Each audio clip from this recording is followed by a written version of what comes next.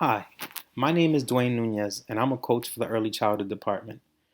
This pandemic has helped me realize a lot about what we do and how we do it. The most valuable lesson that I've learned from this experience is that nothing's impossible. COVID has brought numerous challenges to the table, such as scholars struggling to log on, scholars struggling to stay logged on, and the most challenging one, scholars missing out on the personal connections that are built by being in the classroom. Not to mention the fact that the stress levels are through the roof. And for these reasons, I've decided to put something together for you amazing educators to help you guys kind of engage kids in a different way. And so for a while, I believed in the power of play, and I struggled to get buy-in, right? And to kind of give you a quick timeline, my personal play timeline. Back in 2005, I was a newbie, and I was really excited. Play was the approach that I was committed to, and I realized quickly that play was that four-letter word, that word that you weren't allowed to say, um, and you sure enough weren't allowed to do. And so that was a bit of a challenge. And again, I worked through that. Now we're in 2020, and most would argue that play is crucial to the development of young minds. But we still live in this weird world where play is the separate thing. Play and teaching and learning are like these two separate buckets that can't coexist, right? So we have classroom that's teaching and learning, and then we create opportunities for you to have recess and play during different parts of the day, but it's like this supplemental thing. And so I want to quickly begin to unpack play. And so I'll start by talking about what play is not. And the thing that's freshest in my mind is, I stayed up watching the Celtics game, and it's a game, and they're called players, and the idea is that they were playing basketball. And so as I watched, I was paying attention to the folks that were playing. And what I realized is that that's not what I consider to be play. These gentlemen were working. It was a job. There were people were angry, people were frustrated. There was a lot of cursing, people being extra aggressive with the goal and the intentions of winning. And so those real personal connections weren't really a thing. And I think that's kind of high stakes, which kind of reduces the level of play. And so with that, I thought about, what does that mean in the classroom? What about a game like Connect Four, where kids are playing, or so at least we say they're playing, but every 5 minutes a student comes up with tears. Oh, this kid is cheating, or right, or kids fighting. That really isn't play either. And so, with that, I'm gonna quickly jump into what Life is Good playmakers have been working for over 30 years trying to make sense of play and playfulness. And they've come up with four domains, these four things, these four ingredients that you need for play to be play. And the first one, the first ingredient, and I'll try my best to connect the definition of playfulness with the CRIOP Pillar 1, the classroom relationships, because the more I think about it, they're one and the same. So the first one is joyfulness. For something to be play, there has to be joy. Kids need to be excited. You need to see some laughter, kids smiling, kids feeling good about what is taking place. Without that, we cannot consider it playful. By joy, I mean this deep, in the soul gratification for what they're doing. The next ingredient number two, is social connections. More than ever, scholars need to feel connected to others. Now, when you think about social connections, and then you think about in the crop where it talks about equitable relationships and working together, that's really what this is. Kids need to feel connected, particularly with kids who have struggled to feel like they're a part of something bigger than themselves, right? That is the part of the toughest thing for a child to endure. And so we have to create opportunities for scholars to feel connected. So again, we have the joyful, and now we have the connection. The third ingredient is internal control. Now, this means that the activity is safe. Now, when I say safe, I mean safe of all aspects of the word safe, physically, emotionally, intellectually, and socially, right? Which connects to the cryop and the respect one another. We need to have a culture of respect where kids feel safe. Can you imagine being a young scholar who is making sense of the world and just all you want to do is you want to feel safe? And being in an activity like Connect Four where you feel like you're losing or you feel like you're not good enough, that doesn't feel very safe, which therefore takes away from the play aspect or the joy aspect of the activity. And then the fourth ingredient is active engagement, right? When active engagement happens, this is when they're in the moment, right? Everything that's happening in your world is not in your mind in that moment. All you're thinking about is what is taking place. And this is even more important during these times. For many, this quick escape from reality can make a world of a difference. So, those are the four domains of playfulness. I'll go over them again real quickly. The first one is it has to be joyful. The second one, it has to be socially connecting. Third one is there has to be an element of internal control. And then the last one, it, there has to be a level of active engagement. So I quickly defined play. So we know those four major ingredients. Is it joyful? Is it socially connecting? Is there a level of internal control?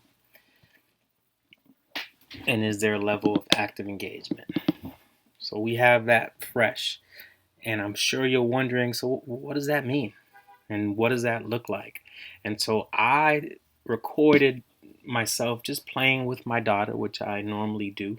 And we were doing a phonological awareness activity, which is something that the district is moving into in regards to literacy, as we've been doing research in the science of reading. And so there's a lot of talk around phonological awareness, and it's something that most of us are going to start engaging in. And I'm pretty sure we're going to be trying to figure out what that looks like in a playful way. So I did a little bit of that in the activity, but I also thought a lot about what is something that I can hand you that you can take back and do remotely, and use it and apply it with anything. And what came to mind is the raising your hand. Um, Being remote makes that really challenging. Put your name in the chat to tell me you want to say something, or raise your hand and hopefully I'll see it. And that becomes tricky. And so the activity that you're going to be watching in a minute, is really around that. The purpose was to figure out what else can we do instead of raising a hand. And what we decided to do was go with something a little more playful.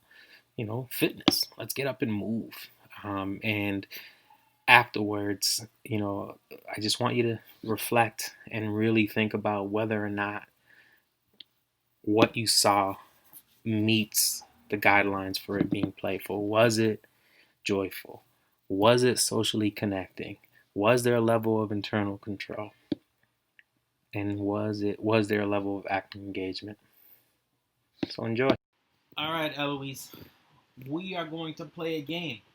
It is a phonological awareness game. That means you have to hear some sounds and try to figure out what my word is. Right? Remember what we talked about? That's how we become readers. We start listening to those sounds and putting them together. Yeah. So we are going to practice a little bit of that. But I want to do a little bit of play because I want to play a little bit with you. Okay? So usually when I ask you a question, you raise a quiet hand. Right? Doesn't that feel a little boring? Yeah, so, but you have to. Well, you know what? We're gonna get rid of that for today, because that to me, I don't know if that's the most important thing. Someone else will be talking and you're talking. That's not nice. Yeah, so we're gonna make sure that two people aren't talking at the same time. I like that. That's something that we can make sure we keep in mind. But what we can do instead of raising our hand today, I figured we could do a little bit of fitness. Do a little bit of exercise. So instead of raising your hand, if you know the answer, if you know the word that I'm making with the sounds, what do you think you should do instead of raising your hand? What do you want to do? What exercise? Let's do some running. All right. So for the first one, if you know the word, you're gonna run right in your space, and I'm looking for like super duper fast running, like so fast that your socks almost fly off your feet. Okay. So listen to the sound. Are you ready? And as soon as you know it, I want to see those super happy feet go flying right in your spot. Are you ready? The sounds are k, a. Let me see. Let me see. I'll pick whoever's running the fastest. Woo wee! Super fast. I pick Eloise. All right. So Eloise, now you sit down quickly. At what's my word? Cat. Ooh, cat. And you got it. Let me give you a hand. Woo. Good stuff. Good stuff. Your next word. I'm gonna give you. You want an easy one or a hard one? Easy. Yeah, right. I'm gonna give you a super duper duper hard. What are you gonna do this time? You're not gonna run. What are you gonna try this time? Jumping. Oh, I want you to jump so high that you almost touch the ceiling with your head. You think you got that? No. You got this. Your sounds are sh. Here one more time. Sh. If you got it, start jumping. Oh my goodness. Oh my. Watch your head. Watch your head. And I pick Eloise. So Eloise, hear the sounds again. Sh. Give me some. Good stuff. Good stuff. Now the goal is to deliver high quality and rigorous instruction that provides scholars with opportunities to feel connected, safe, engaged, and excited about the learning. And we all know that, right? And I just went through defining playfulness. And so I hope that you're thinking about the word play and playfulness in a different light, that it's not just an activity, but the way we approach the activity. And so here's what I've gotten in the past in regards to fears, because anytime I bring up play, there's this pushback. And here are the things that I hear on a regular basis. The first one being that it lowers the expectations or reduces the level of rigor. Oh, we can't play. We got too many things, too many important things to do. Second one is this idea of control, the fear of losing control of the scholars. Well, if I let them play, then then it's hard to get them back, or then they think that we're always going to be playing, and so right, and that's another one of the things that I hear. The third one being is time. Right, we don't have time for that. We got more important things to do. There's no time to be playing. And then the last one is the loss of authority. I've had an individual tell me that if we play with kids, they're going to think that we're a joke, and they're not going to respect us. And I hear it, and it makes a lot of sense. And so the counter to that, and I'll call these the benefits to engaging in things in a playful way. Scholars will be more engaged, and therefore more learning can take place. Right? When you got scholars that are excited about what they're doing, you think about what Dr. Love said. Right? We want to make sure that we give scholars what they need and what they want. We want to create opportunities for them to engage in things that they're excited about. Right? Themselves. Let's learn about their history. Right? Those are things that we're excited about. There's no way that I'm gonna do something that I'm not supposed to be doing when I'm so excited about what's taking place. There's no way I'm going to try to derail what's happening, right? The other one is scholars will develop a sense of ownership and will therefore be more inclined to make sure that it works, right? We talk about that internal control. We're doing this together, right? When it's this top down where the educator is the one who's just kind of dictating what happens, there's no buy-in. And when there's no buy-in, there's no care about whether it works or it doesn't work. But when everybody's a part of the process and everybody's a part of the learning and everybody's excited about what's taking place, then everybody feels like they're in charge of making sure that it goes well. The third one, students will be more engaged and therefore less time will be spent managing scholars that are not interested. When we think about those scholars who have struggled in our classrooms, the main ones are the ones that are not interested. They rather do something else. They rather misbehave to derail so that they don't have to do what we're asking them to do. And then the last one, scholars will develop more authentic and meaningful relationships that open the door for more challenging conversations and interactions.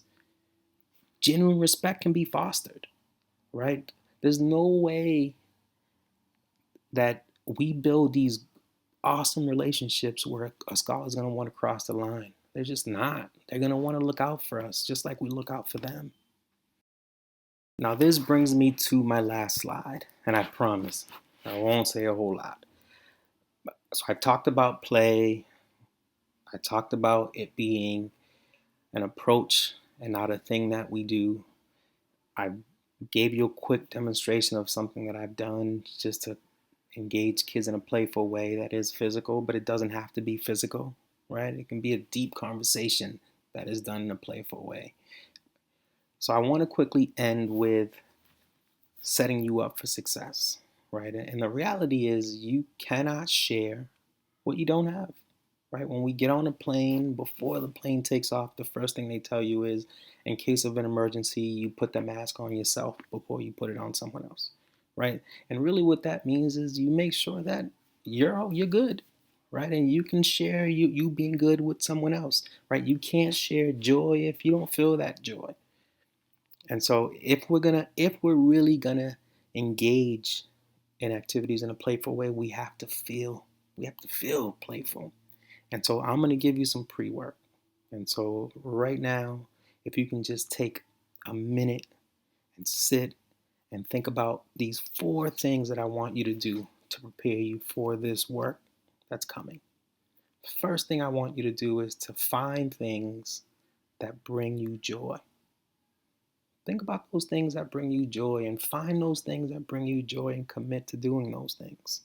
Find folks that help you feel connected, right? Find those folks and connect to them in this world, in this weird world of remote and virtual. Connect. Zoom, phone, email, text.